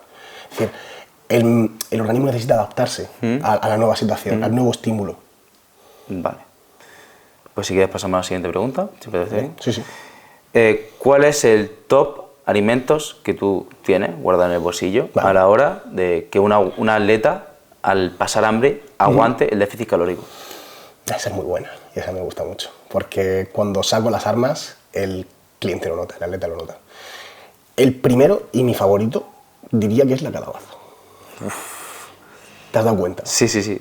Aquí he estado comiendo calabaza y dice, es que esto es como una golosina, claro, es que te lo hace en microondas y te lo deja aquí hecho 3 días si quieres. Sí, mi microondas, horno, este rollo, literalmente sabe como un boniato y tiene 5 veces menos calorías que un boniato. Dios, es decir, es brutal. Estamos hablando de un alimento que tiene 20 calorías por cada 100 gramos, está tan dulce como un boniato, que es pues, una golosina, literalmente una golosina. Te puede hacer de guarniciones, te puede hacer para mezclártelo con la patata y con la carne, puedes hacer 1000 cosas. Y encima es que tiene todos los nutrientes, tiene todas las vitaminas, vitamina A, fibra también tiene. Todas las vitaminas del grupo B. Es la hostia. ¿Qué es lo que te aporta un boniato? Que es un tubérculo muy interesante. El segundo que te diría, y por supuesto hablamos de volumen de alimento, es decir, tenemos que ser conscientes de que el hambre depende de muchísimos factores, pero uno de ellos es una hormona que se llama la grelina y que se secreta en función de lo vacío o lleno, de otros factores también, pero principalmente de lo vacío o lleno que tenemos el estómago. Cuando los alimentos tocan los bordes del estómago, el cuerpo detecta que empezamos a estar llenos y deja de segregar tanta grelina. Entonces, los alimentos que vamos a seleccionar son altos en volumen y bajos en calorías. O sea, hablamos de alimentos de baja densidad energética. El siguiente, pues un básico, la patata. La patata es un tubérculo muy rico, se puede hacer de 1000 maneras y básicamente pues buscamos llenarnos. Otro que me gusta muchísimo, la remolacha. La remolacha es es un superalimento muy alto en nitratos. ¿Y alguno que digas como postre? Que dé ese toque dulzor. Los arándanos. Las bayas en general. Y fresas, tío. Las fresas tienen Las fresas también. Sí, las frutas en general, sobre todo las fresas, sí. De hecho, no lo tengo en mi top. Creo que tenían 30 calorías por cada 100. Las fresas. Algo así. Al final, hay que pensar un poco que la naturaleza nos brinda de auténticas golosinas, pero que hay que seleccionarlas bien. Porque como te pongas, por ejemplo, a comer plátanos, vas a inflarte a calorías sin quererlo. Y sigue siendo una fruta. Y sigue teniendo glucosa, fructosa y almidón como el resto. Y haciendo un paréntesis con la última evidencia científica que tenemos sobre el tipo de dieta en cuanto a plant-based, paleo, todo ese tipo de dieta, keto, ya sabes. Sí. ¿Tú qué opinas sobre la carne? ¿Le ve utilidad? ¿Crees que un alimento que sea potencialmente cancerígeno? ¿Crees que es peor que otro alimento? Cuando hablamos de un alimento, no podemos hablar de un alimento sin más. Tenemos que hablar de un alimento comparado con otro alimento. Entonces, en esta premisa, si hacemos otra perspectiva y no los comparamos, se puede comer de todo. Si no los comparamos, pero en el momento que los comparamos, sale perdiendo la carne. Ese es el punto. Es decir, puedes comer huevos 4, 5, 6, 7, 8, 9, 10 todos los días y no tener enfermedad cardiovascular. Puedes. Claro que sí. ¿Puedes comer tocino? Puedes. ¿Puedes comer grasas trans? Puedes. Pero aquí siempre... ¿Puedes comer McDonald's? Puedes. Porque al final, todas las enfermedades metabólicas se basan sobre todo en la composición corporal y la actividad física. Y la masa muscular es un protector endocrino de todas las enfermedades metabólicas. Entonces, vas a encontrarte gente que come como una mierda, que está fuerte y que no va a tener ningún tipo de enfermedad cardiovascular o enfermedad crónica. Pero, en el momento que las comparamos, todos estos alimentos altos en grasa, alimentos animales, por ejemplo, altos en metionina, que aumentan la homocisteína, que es básicamente un marcador cardíaco inflamatorio. En el momento que los comparamos, siempre gana la plant-based, siempre ganan las legumbres, siempre gana la soja, siempre ganan todos estos alimentos. Entonces, hay que darle contexto, porque no puedes decir, la carne es cancerígena, porque es como muy clickbait. Sí, es un dice clickbait. Que es potencialmente cancerígena. Potencialmente cancerígena, comparado con la legumbre. Exacto. Comparado con un alimento, pues eso, alto en proteína, pero vegetal. El huevo es malo si me lo comparas con un Kit Kat, ¿no? Claro, pero si luego hablamos del huevo por sí solo... Si me lo comparas con una patata o con un aguacate, que es una buena fuente de grasa vegetal... Claro. Pero si lo comparamos, es decir, si no lo comparamos, el huevo en sí mismo es un alimento muy interesante, de alto valor biológico, tal. Y también tenemos que pensar en la practicidad y economicidad. Es decir... Totalmente. Y también el sabor, es decir, la nutrición tiene, por así decirlo, muchas vertientes, muchos puntos de vista. Sí. Impacta en la vida de las personas de muchas formas y tenemos que verlo en su conjunto. No podemos verlo todo es que la evidencia dice que yo dejo de comer huevo. Y mucha gente lo habrá pasado. Y que si esa persona deja de comer huevo y lo sustituye por soya o por legumbres, sí, está reduciendo digamos, el porcentaje de posibilidades de una enfermedad cardiovascular, sí. Sí mejoras tu composición. Supuestamente. Sí mejoras tu composición corporal. Exacto. Si tú haces un cambio a plant-based y te pones gordo, dejas de entrenar, bajas de 15.000 pasos, bajas a 3, vas a tener más probabilidad de tener un evento cardiovascular. Eso es lo que la gente no termina de entender, porque se dan mensajes simplistas. Vale. Otra pregunta que me parece interesante, una pregunta que se plantea todo el mundo, que hay mucha duda, hay muchas opiniones, ¿vale?, sobre esta pregunta. ¿cuántos gramos considera que tenemos que tomar de proteína al día por kilo de peso? A ver, como lo de antes, tenemos el grupo 0,8. Menos. Sí, ahora se ha visto 0,6. Sí. Ese grupo es, como la proteína sí que tiene función estructural, pero en las funciones, como por ejemplo la ganancia de masa muscular, no interviene directamente, sino que simplemente se necesita un mínimo de aminoácidos en sangre, aminoácidos muy concretos, no por consumir más proteína vas a aumentar la MPS, la síntesis proteica miofibrilar, sino que depende más bien de estímulo mecánico, en este caso entrenamiento. Entonces, se aboga por eso, pero no está teniendo en cuenta otras variables, como por ejemplo la recuperación, por ejemplo, si esa persona está en déficit calórico. Es que el problema es que no hay estudios, no hay tantos estudios con culturistas avanzados. Exacto, esa es otra. Por desgracia... Entonces, ¿se puede extrapolar? Por desgracia... ¿Hasta qué punto? Hay muy pocos autores que se metan en sacar conclusiones sobre usuarios de farmacología. Exacto.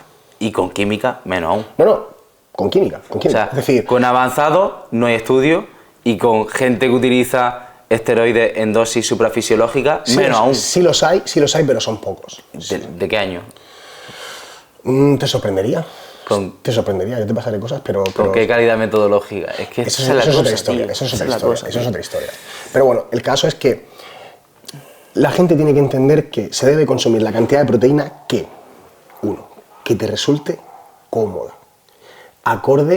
Cómoda, por ejemplo, por el número de ingestas. Totalmente. Sí, porque si yo como 4.000 calorías, es imposible, da igual cómo yo coma de plant-based, que yo voy a superar los 0,8. O sea, no es práctico. Pero si hablamos, ¿cuál es el mínimo? Bueno, pues el mínimo es 0,8. ¿Cuánto vas a comer? Lo que me apetezca. Vale, ahora, quiero que la gente se lleve un mensaje práctico. Claro, a eso voy. Lo voy a aterrizar. Entonces, en base a esa premisa, por ejemplo, yo hago 4 comidas. ¿Cuánta proteína necesito yo para estar saciado? Ese es el primer punto. La gente tiene que vivir bien. Eso es lo primero. Y más proteína no tiene ninguna consecuencia a nivel renal, no tiene ninguna consecuencia a nivel hepático, no tiene en general ninguna consecuencia a nivel de salud general. Claro. Otra cosa es un usuario de esteroides que tiene problemas renales. Eso es otra historia. Pero eso es otra historia. Aquí la cuestión no es vamos a meter más proteína y no pasa nada, sino vamos a meter más proteína a costa de carbohidratos. Quitar hidratos, por ejemplo. Claro, ese es el punto. Sabemos que los carbohidratos son el rey, son el macronutriente rey, si hablamos de rendimiento, si hablamos de combustión corporal, si hablamos de salud, sí, son los reyes. Hablamos de carbohidratos de calidad, por supuesto. Entonces, ¿hasta dónde es interesante aumentar la proteína, por ejemplo, para elevar nuestro nivel de saciedad y que se nos haga, por ejemplo, más sencillo un déficit calórico? Más allá de 2,5, 3 gramos incluso de proteína en un estadio final de una definición, más no tiene sentido. Y de hecho va a ser contraproducente porque vas a estar recortando carbohidratos. Hasta ese punto no le ve sentido. Y de hecho, cuando hacemos diet breaks, cuando hacemos refeeds, yo corto la proteína por la mitad. Yo le meto un tajo que alucinas. ¿Qué pasa? Que yo consigo 300, 400 calorías, a veces, depende por ejemplo, si un tío está consumiendo 250 gramos de proteína y lo meto en 125, yo consigo 500 calorías de carbos. Joder. ¿Tú sabes que son 500 calorías de carbos? y encima te estoy metiendo en un diet break, en un refeed. Es decir, te voy a subir por lo menos 300, 500 calorías. Te plantas con, pues eso, 250 gramos de carbohidratos más. Es una comida, mucha comida, ¿eh? Entonces, en términos generales, por ejemplo, tú cuando coges un atleta, ¿qué dosis sueles meter de proteína por kilo de peso? Entre 2, no, te diría un poquito menos, entre 1,6, 1,8 a 2,5. Personalmente, en mi caso, con atleta hemos llegado a meter 1,4. Vale. Porque ese atleta en concreto quería eso, porque, o sea, en definición, estábamos priorizando sobre todo los carbohidratos. Yo te digo un ejemplo mucho más práctico y que la gente va a decir, wow. Cliente post-competición, atleta amigo, post-competición, el Empro. Comenzamos a trabajar juntos y le bajo la proteína drásticamente. Venía de consumir unos 375 gramos de proteína, o sea, dieta full culturismo old school, ¿vale? Dios. Y lo metemos a consumir 150. Joder, ¿y respondí bien? Culturista de 105 kilos seco. Dios. Y le conseguí, digamos, estabilizar la normocalórica venía de consumir muchas menos calorías, obviamente, pero no era su normocalórica real, sino que tenía un metabolismo deprimido. Al paso de las semanas, haciendo los ajustes convenientes, lo estabilizó en 4.300 calorías. Hablamos con el punto de competición aún. Y competíamos en la semana 10. Post-Empro, semana 10, competimos en Milán.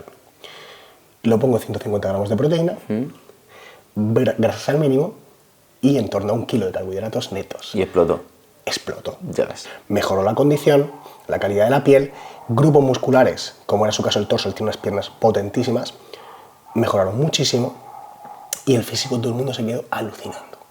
Porque en 10 semanas, en postcompetición, de una competición a otra, le cortas más de la mitad de proteína, menos química y le consigues hacer mejorar muchísimo.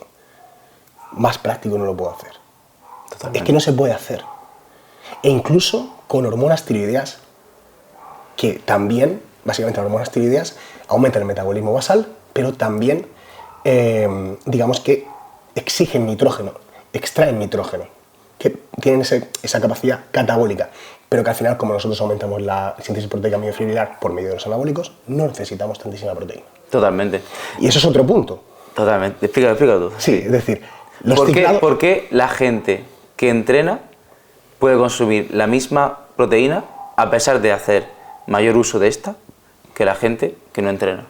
Porque básicamente nosotros a través del entrenamiento ya estamos estimulando la síntesis proteica miofibrilar, ya estamos reteniendo más nitrógeno, que ese es el punto principal. Somos mucho más eficientes utilizando esa proteína. Exacto. Es decir, no la defecamos, sino que la usamos. Exacto. Y por ejemplo... O no la usamos como vía energética, o sea, no, como fuente de energía, que se descompone en fibrato, ¿verdad? Básicamente la neoglucogénesis, gluconeogénesis. Pero un paciente que tiene unos requerimientos exagerados de proteína, por ejemplo, serían los quemados, porque tienen que recuperar tejido. Totalmente. Ahí sí que vamos a por 3, incluso 4, o por ejemplo, incluso protocolos con insulina para aumentar la retención de nitrógeno. O con un lesionado, por ejemplo, una persona que está lesionada. Sí, podría ser interesante. De hecho, ahí se aumenta la necesidad, por ejemplo, de HMB. Bueno, chicos, seguimos que se acaba la batería. Entonces, estábamos hablando de que una persona que entrena ya tiende a retener y a utilizar más eficientemente la proteína. Entonces, si lo llevamos al terreno de un usuario de farmacología, tenemos increíblemente más aumentada la síntesis proteica miofibrilar y la retención de nitrógeno, y sustancias como la insulina, la hormona de crecimiento, también ayudan a la retención de nitrógeno. Por una parte, necesita más proteína porque tienes más daño muscular o porque tienes más músculo y tienes más estructura que recuperar y tienes más estructura que hacer crecer y tienes más ganancias de hipertrofia a corto plazo que un natural, por ejemplo, o una persona que no entrena directamente. Exacto. Pero por otro lado, eres más eficiente usando los recursos que ya tienes. Exacto. Entonces, si una persona de a pie utiliza un 50% para su estructura muscular, que yo creo que es menos, estamos hablando de que un natural que entrena utiliza un 70% y una persona que utiliza esteroides un 90%, por ejemplo. No lo sabemos. Por hablar un poco como tema práctico, ¿no? Claro, al final el culturista tiene que usar la proteína que,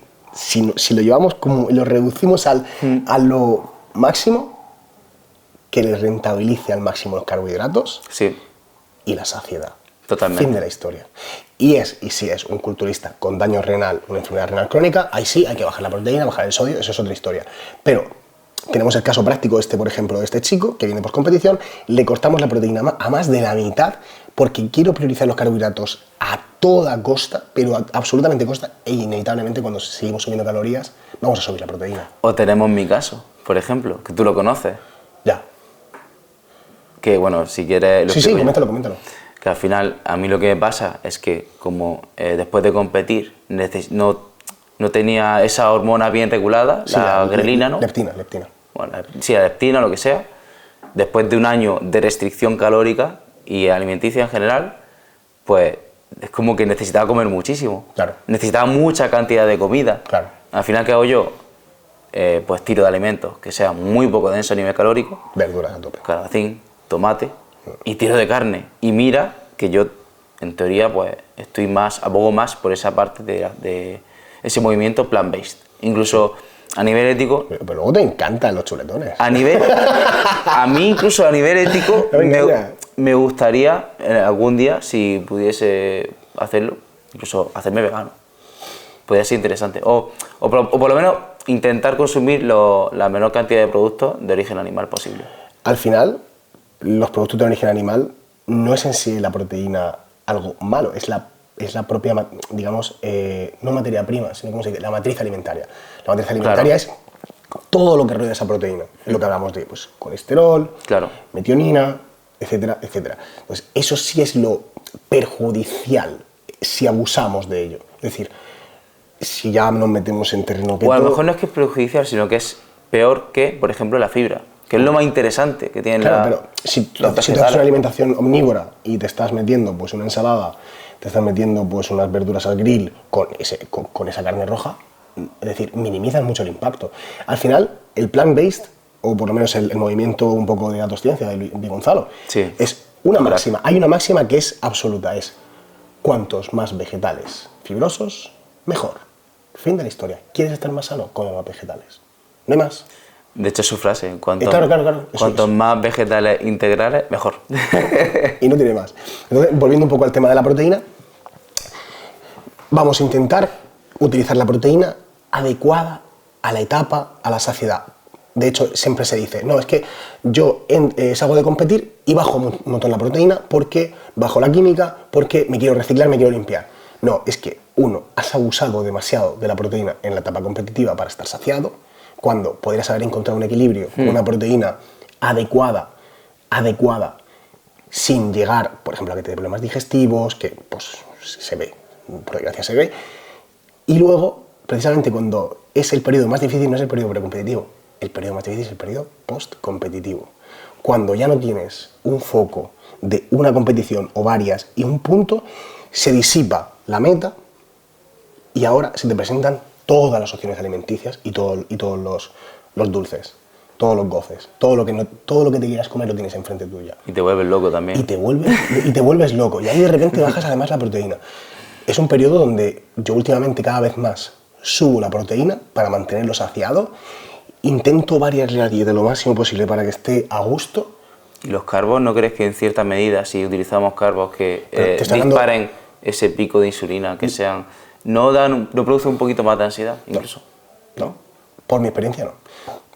La cosa es que, como subo la proteína, también voy a modular ese impacto de la insulina. Es decir, sabemos que cuando nosotros combinamos carbohidratos con fibra, grasa o proteína, ese pico de insulina, ese pico de glucosa más bien, es menor.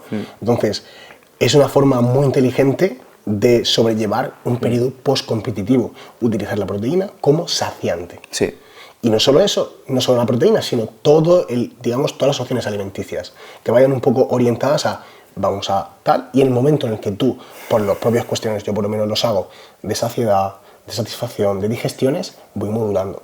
Vale, una pregunta muy muy importante y estoy seguro de que mucha gente va a estar interesada en esta.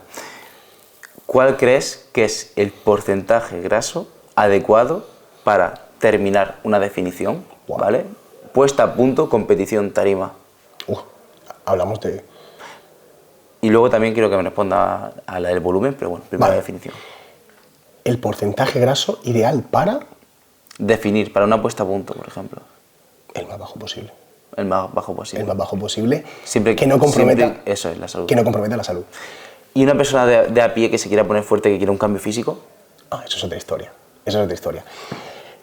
El más bajo posible que soporte a la persona sin tener que acabar en atracones. Pero la coste-efectividad... Exacto, que sea equivalente. Es menor. Si queremos una referencia, abdomen visible, marcado, venas en el abdomen, eso ya es un poco genético, y que no haya pliegues ni en lumbar ni en la pierna en general. Hombre, no te puedo ¿Eso pedir, para competir o para...? No, para persona normal. Vale. Pero para competir ya buscamos glúteo rajado. Glúteo rajado, erectores espinales rajados y femorales visibles, todas las fascias. Qué bueno. ¿Y para volumen? ¿Máximo de volumen? Yo creo que tanto para una persona que se dedica a competir y una persona que no compite, más o menos. Hombre, hay que darse Porque cuenta. siempre se ha dicho que cuando elevamos nuestro porcentaje graso, Sí. supuestamente, nuestra testosterona puede disminuir. No es que pueda disminuir, es que a más porcentaje graso, mayor actividad de la enzima alfa-aromatasa, que básicamente es la enzima que convierte testosterona en estrógeno. Entonces tenemos menos testosterona libre y biodisponible. Además, podemos crear más lipocitos. Exacto, en un entorno más estrogénico, con un estradiol más elevado, Adipocito. sí, bueno, tampoco está mal dicho. Hay más tendencia a la ganancia de tejido graso y sabemos que a mayor tejido graso, mayor tendencia a crear tejido graso. Es decir, si tú estás con panza, aunque sea un poco, si tienes chichas, tú vas solo a ponerte gordo. No tiene sentido ninguno hacer un volumen. Y de hecho, no tengas miedo a apretarte, no tengas miedo a hacer una definición, porque si de verdad controlas todo, te puedes recomponer perfectamente. De hecho, a nosotros nos pasa, lo hemos compartido muchas veces. Cliente nuevo, que viene entrenando mal, que tiene un porcentaje de graso ineficiente, quiere hacer volumen, pero no está para hacer volumen, se aprieta y se recompone. Y Totalmente. Química, sin química, me da igual. Y Siempre. luego, yo he tenido gente que, al contrario, era una persona muy delgada, que le costaba coger peso, que partíamos de un porcentaje de graso que era bajo, pero no era tan bajo. Y a lo mejor tenía abdomen visible, pero sin más, ¿vale? Y de repente gana 5, 6, 7 kilos. Y se le ve más definido. Se le ve más definido, tío. Es alucinante. Pero porque al final la piel tenemos que pensar que es como se estira. Exacto. Y si tú añades volumen al músculo, Exacto. la piel se estira. Es como lo que y el pregunta la músculo gente. no es solo músculo a nivel de fibra, No, claro, es todo. de tejido contráctil, Claro. sino también el glucógeno, el líquido. Claro, es todo lo que conforma el músculo. Y el volumen como tal. Es como, por ejemplo, el tema de las cargas de carbohidratos. La gente carga sin grasa muchas veces. Y por otro lado también tenemos el lado contrario, que es, tío, estamos haciendo la composición, estás perdiendo grasa y encima ganas músculo. Claro, ¿qué más porque quieres? son dos procesos que se pueden dar a la vez. Y luego está la otra vertiente que imagino que Es también... decir, para programar la pregunta, plantearla de una manera práctica y que la gente sepa a qué nos referimos, ¿se puede perder peso, se puede perder grasa a la vez que se gana masa muscular? Por supuesto, por supuesto. Pero la clave siempre va a ser el factor que nadie quiere darle toda la importancia, que es el entrenamiento. Y el descanso también. Y el sí. descanso, el entrenamiento y el Totalmente. descanso. Cuando el entrenamiento lo llevas al máximo y es obsesionarte con la progresión, con la calidad técnica, que no entrenar lento, ni entrenar con pausas. Totalmente. Eso no es entrenar. Eso es Ni entrenar hacer técnico. gestos raros. Ni hacer gestos raros, ni ejercicios de la NASA. Sí, no, sí. no se trata de eso. Se trata de una selección de ejercicios que te vaya bien, que tenga sentido, te no motive. moverla y hacerte fuerte y hacerte eficiente. Sí. Cuando eso lo haces bien, semana a semana, y si además tienes un entrenador que te revisa los vídeos, y si además lleváis la progresión de cargas apuntada en un Excel o en una aplicación, en lo que sea, sí, estamos en el siglo XXI, podemos hacer todo eso. Y es algo a lo que le inviertes tiempo. Te gastas un dinero en el gimnasio, en comida, te pasas 2 horas en el gimnasio. Es decir, le estás invirtiendo energía, hazlo bien. Hazlo bien exactamente igual que harías lo que sea. Totalmente. Igual que si te metes en la cama con una mujer, asegúrate de hacerlo bien. ¿Qué es eso? Entonces, tenemos todas estas herramientas para sacarle partido y encima le has pagado a una persona de verdad para que te lleve todo esto, o más de una, en nuestro caso que somos equipo multidisciplinar. Totalmente. Tú trabajas con entrenadores, yo trabajo con nutricionistas también. Claro, exacto. Incluso tú sabes que tú y yo alguna Bueno, sí, vez se ha hablado del cameo. Sí, sí. Entonces, por supuesto que se puede recomponer uno, sobre todo si le damos la importancia a todo como la tiene. Y vamos a invertir la pregunta también. Esta vertiente de exprimir demasiado a una persona y llevarle un porcentaje graso de la casi inanición o el punto de competición, tampoco es eficiente. Uf, te lo cargas. Es que ahí sí que estás pagando el precio Te lo cargas, de tío. apretarlo demasiado y luego, vale, subimos, pero oye, es que has perdido el abdomen, tranquilo. ¿Y no crees que no solo puede repercutir a nivel físico y metabólico? Y psicológico. Y metabólico también.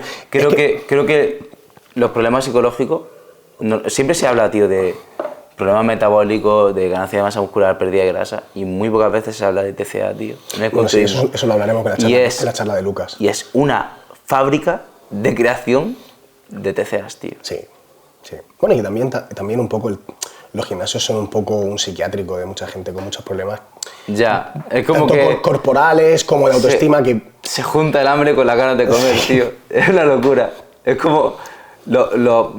No sé, los mejores powerlifters, por ejemplo, que yo he visto son los más locos, tío. Sí, tienen un grado de esquizofrenia. Tiene un componente. Sí.